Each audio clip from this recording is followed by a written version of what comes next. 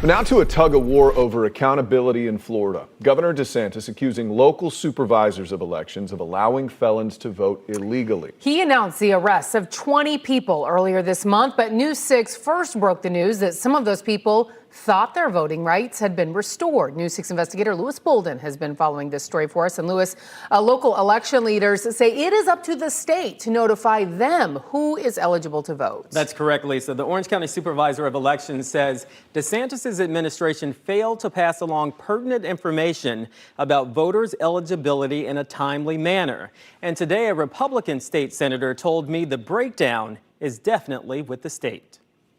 Some local jurisdictions, they just don't care about the election laws. Well, we do, and we think it's important. And so if you're not able to run an election right, then we obviously would want to hold people accountable. So stay tuned on that. At a press conference in Live Oak, Florida today, Governor Ron DeSantis doubled down that local supervisors of elections are allowing convicted felons whose rights have not been restored to vote. They're the ones that are registering people. It's you go in your county and you register locally. You're not registering in Tallahassee at the state government. And so it's really their responsibility to ensure that those voting rolls are accurate. Republican State Senator Jeff Brandis told News 6 it is clear the state is at fault. The breakdown's definitely at the state level and definitely at the Secretary of State's office. Across the state, local SOEs have gone on the record saying it is the state's responsibility to notify them of a voter's eligibility. It's also a situation of who has the data. Just yesterday, Orange County Supervisor of Elections Bill Cowles told News 6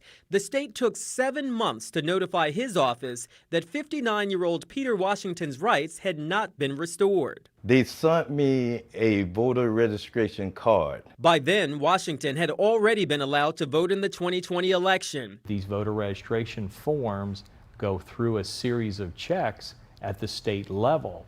And at the state level, one of the checks is FDLE. Almost 2 weeks ago, Washington and 19 others were arrested for casting those ballots. Now they're going to pay the price for it. The governor made the announcement at a press conference along with Court Byrd, who DeSantis appointed as Secretary of State. And if evidence is found of a crime, you will be held accountable. Brandis, along with others, say the breakdown is with Byrd's office. How do we correct it? It's very simple. The Secretary of State just needs to take responsibility and say, it's my job.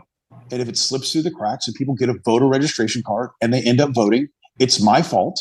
We're going to continue to put things in place that fix this. But it's the Secretary of State's responsibility. Now, it seems the governor and his team are not on the same page. Peter Antonacci was appointed by DeSantis as the director of the Office of Election Crimes and Security.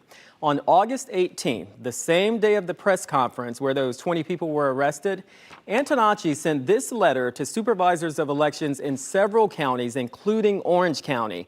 The letter says, quote, "Through no fault of your own, convicted felons voted in your county in the 2020 general election."